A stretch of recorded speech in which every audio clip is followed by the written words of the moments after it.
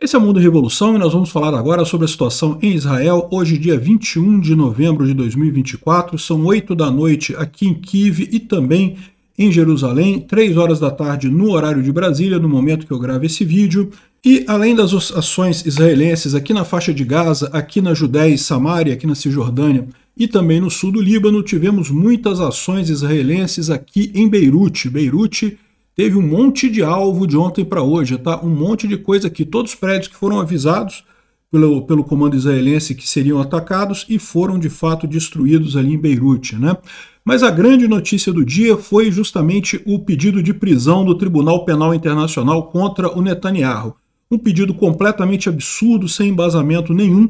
A gente vai ver que o próprio relatório do próprio Tribunal Penal Internacional, que investigou os supostos crimes que o Netanyahu estava sendo acusado, concluiu de que não havia evidências de tais crimes. No entanto, numa ação claramente política, o Tribunal Penal Internacional decidiu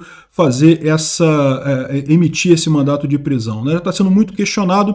Inclusive, o Trump já falou que vem com tudo para cima do Tribunal Penal Internacional e também a ONU, né? Eu, sinceramente, depois dessa guerra, particularmente na questão de Israel, é realmente uma vergonha a ONU. Tem que ser extinta, tem que acabar a ONU, não serve para nada, só atrapalha, é a impressão que dá. Vamos falar sobre esses e outros assuntos em detalhes. Essas notícias foram sugeridas por Capixaba Ancap, Peter Dessa Chaminé de Sunga no Natal e várias outras pessoas. Obrigado aí ao pessoal que sugeriu notícias lá no nosso site, no wrevolving.com. E obrigado a você que está assistindo o nosso vídeo. Se você gosta do nosso conteúdo, por favor, deixe o seu like, se inscreva aqui no canal, né? Pois bem, então, falando aqui sobre a situação na faixa de Gaza, nenhuma mudança significativa, continuam as ações israelenses aqui, principalmente no norte da faixa de Gaza. Um dos comandantes da Guarda Revolucionária Islâmica do Irã, o Basij, um dos que ainda está vivo, um dos poucos que ainda está vivo, né, falou que os Estados Unidos e Israel foram derrotados pelo Irã, segundo ele diz, né? Eu não sei muito disso não, né? Porque você vê a situação como essa daqui, né? Esse daqui foram os terroristas do Hamas que se entregaram ali na faixa de Gaza de ontem para hoje. Isso daqui parece muito mais com derrota do que o que está acontecendo com o Irã, né? Mas vamos ver onde é que vai chegar isso daí, vamos ver se esse cara vai sobreviver para ficar cantando vitória por muito tempo, né? Aqui, ó, isso aqui é o que uma derrota parece, né? Mais uma entrega em massa do Hamas ali na faixa de Gaza, no norte da faixa de Gaza. Na última noite, eles são retirados, eles ficam de cuecas, né, porque eles podem estar com explosivos, né, então por isso a necessidade de tirar a roupa deles, né. Enfim, está aqui o pessoal sendo preso por Israel ali no norte da faixa de Gaza, se entregaram. Isso parece derrota, não é o que está acontecendo com Israel não, né. Aqui tem mais uma série de operações israelenses ali na região de Jenin. Jenin é ali na Cisjordânia ou na Judéia e Samária, né, nessa região aqui, ó.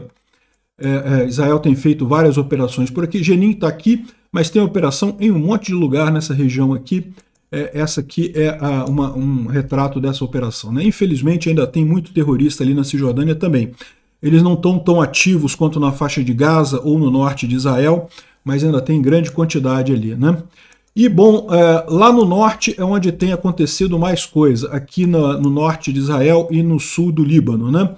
Teve poucos foguetes lançados pelo Hezbollah contra o norte de Israel, mas teve muito ataque de Israel aqui contra as bases do Hezbollah aqui no sul do Líbano, né? Agora, o que realmente chamou atenção foi aqui em Beirute. Aqui em Beirute, realmente teve uma série de alvos atingidos por Israel de ontem até hoje, né? Então tem, por exemplo, esse prédio aqui que é realmente impressionante, ele sendo atingido por Israel, o prédio vai todo mundo embora. E lembra, esses prédios, tipicamente Israel avisa que vai destruir o prédio, porque tem base do Hezbollah no subsolo do prédio, então as pessoas são avisadas, elas podem sair. E repara como é que é impressionante a precisão do tiro de Israel, né? Um tiro aéreo, uma carga aérea que vai lá, destrói o prédio inteiro, destrói o subsolo todo, e os prédios ao lado não sofrem nada, continuam todos em pé. É lógico, não é recomendado você ficar sequer perto do prédio que vai cair, porque sempre pode ter algum destroço, sempre pode ter algum fragmento, né? Mas realmente é impressionante o que acontece ali, né? E teve mais aqui também, ataques sem parar ali em Beirute. Hoje, aqui mais um aqui no final do dia. Aqui algumas imagens ali de Beirute, mostrando justamente esses alvos que são locais de quartéis generais, postos de comando e controle, postos de armazenamento de munição do Hezbollah ali em Beirute, né? Infelizmente, Beirute foi usada por muito tempo como base do Hezbollah, está ficando parecida com a faixa de Gaza no final das contas. O Instituto para Estudo da Guerra fala sobre o Naim Qassem, que anunciou no dia 20 de novembro que faria um grande ataque, coisa e tal, que o cessar-fogo com Israel teria que ser um cessar-fogo definitivo, não poderia ser um cessar-fogo temporário, coisa e tal. E é o que a gente explicou no vídeo de ontem, esse papo de 80%, estamos 80% de acordo no cessar-fogo. Geralmente não significa nada, porque é um item que vai bloquear a coisa toda, né? E nesse caso é o fato de que Israel até aceita um cessar-fogo temporário, mas cessar-fogo definitivo só depois que o Hamas deixar de existir, o Hezbollah deixar de existir e os reféns forem todos entregues para Israel, né? Então não vai ter cessar-fogo, muito difícil ter cessar-fogo ali, né? Bom, ontem a gente falou que houve um ataque a um jardim da infância em Acre, né, em Israel, né? E a gente tem agora a imagem do ataque, dá para ver aqui, felizmente não haviam crianças ali no momento, dá para ver que estava vazio o jardim da infância, os brinquedos aqui do lado de fora, estava tudo vazio, então não teve feridos nem mortos, mas dá para ver que foi um ataque, ali, ó, explodiu ali bem aqui do lado de fora do jardim da infância, poderia ter sido uma tragédia se as crianças estivessem por ali, né? Felizmente não teve nada. Bom, mas como a gente falou, a grande notícia do dia é o Tribunal Penal Internacional que mandou prender o Benjamin Netanyahu por crimes de guerra, né? E quais são as acusações que constam contra ele? Bom, curiosamente, assim, a decisão é toda errada, tá? Pede a prisão dele e do Galante e do cara do Mahmoud Deif, do Hamas, né? Acusando eles de crimes de guerra, sendo que o Mahmoud Deif já foi morto por Israel. O Galante já não é mais ministro da defesa do Netanyahu, né? Então, no final das contas, ficou só um mandato de prisão para o Netanyahu mesmo, né? Os crimes que foram identificados pelo tribunal, na verdade, são dois tipos de crimes. Crimes de guerra, que seria direcionar ataques contra civis deliberadamente visando populações civis, e fome como método de guerra, né? O uso da retirada de comida como método de guerra.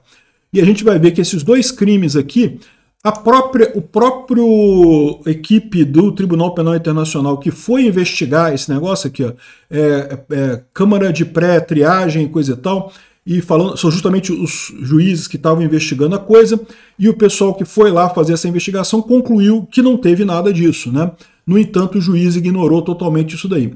Ele diz também aqui, ó, que crimes contra a humanidade, que seria morte de civis ilegais, né, morte de forma ilegal de civis, visando indivíduos visados baseados em posição política, racial, nacional, étnica, religiosa ou gênero, e ações não humanas, né, inumanas, né, ou seja, causar sofrimento ou ferimento mental para outros. Esses três aqui, isso é uma coisa menor, porque toda guerra tem isso, na verdade, né? Isso faz parte de qualquer guerra, não tem como você fazer guerra sem matar civis, eventualmente alguns civis de dano colateral vai ter em qualquer guerra, em qualquer situação.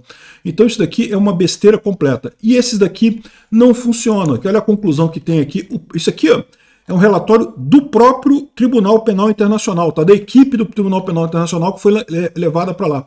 É o chamado High Level Military Group, ou seja, grupo militar de alto nível, que justamente é um corpo independente formado por chefes militares e coisa e tal, que foi indicado para a Corte Penal Internacional para investigar a situação lá em Israel.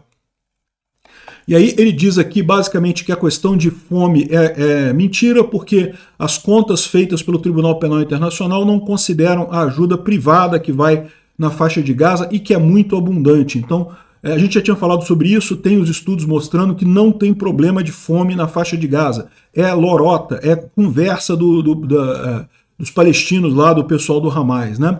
Então isso aqui não tem isso. E também a questão de alvejar pessoas civis de forma inadvertida, houve erros em alguns momentos, mas erro não é de forma deliberada, né? Ou seja, e quando houve o erro, Israel assumiu. Por exemplo, quando houve um grupo da Cozinha Internacional que foi atingido por engano, né, e acabou morrendo, infelizmente, por Israel. Israel assumiu o erro e realmente perseguiu as pessoas, né? As pessoas estão sendo processadas dentro de Israel por ter cometido esse erro e coisa e tal, mas não foi de propósito isso, né? E às vezes que Israel atingiu pessoas de propósito é porque eram terroristas do Hamas ou do Hezbollah. Então, ou seja, mesmo com o relatório em contrário com a decisão, o juiz tomou a decisão de emitir o mandado de prisão para o Netanyahu. Eu fico triste, eu fico duplamente triste com esse mandato de prisão, por dois motivos.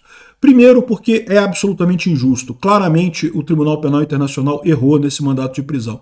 E segundo, um mandato de prisão errado como esse enfraquece os outros mandatos de prisão emitidos pelo Tribunal Penal Internacional. Então, por exemplo, neste momento, o Putin tem um mandato de prisão contra ele, justíssimo, com causa claramente estabelecida, com culpa evidente.